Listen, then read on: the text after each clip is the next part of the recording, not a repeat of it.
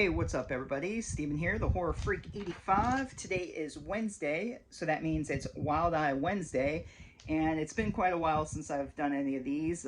Been really busy just working nonstop and then working on my show and just been slacking, unfortunately. But I wanted to go ahead and do one today. I might even have a few more up soon. I want to try to go ahead and get back into these movies. They have some really good ones, really great company that puts these movies out.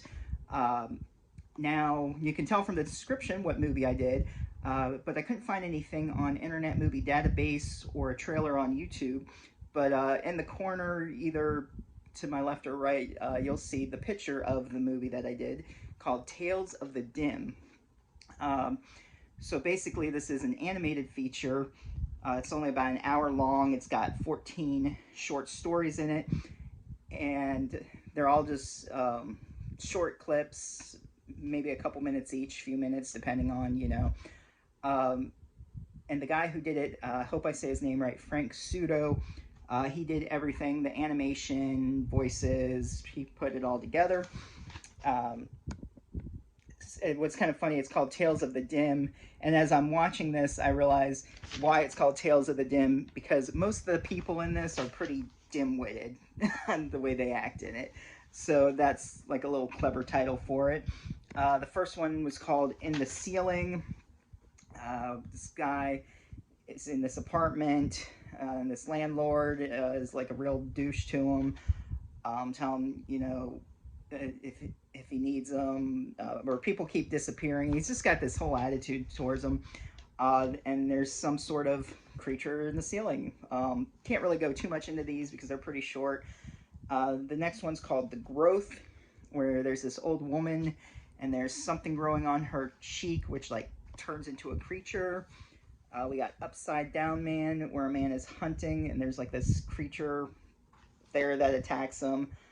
We got Ghost of Death, where this girl or woman, whatever, is reading a ghost book. A ghost appears. There's one called Alien Exam. I mean, you can figure that out. Some aliens doing some shit to some people, abducting them. Cold as Death, where there's this old man who's knocking on this door but doesn't find the help that he wants. Chef from Hell. One of my favorites, I like this one, From Within. There was like some little worm creature or monster that goes in through this guy's hand. You can figure out from there. Don't Answer was one about Don't Answer the Door, obviously. There was one called The Pet, which was interesting.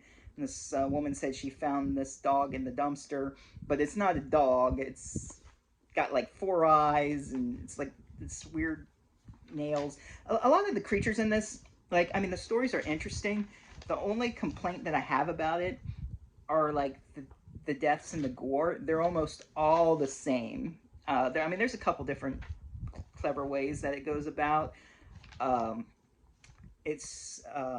think when I saw Brad Bronco Juggalo Talks Movies to review, like, it is kind of like video game splatter. Like, it kind of reminded me of Mortal Kombat blood a little bit, and Doom, a combination of that. I mean, I do like it. It's interesting, but it just seems like it's the same way almost every time. That's my only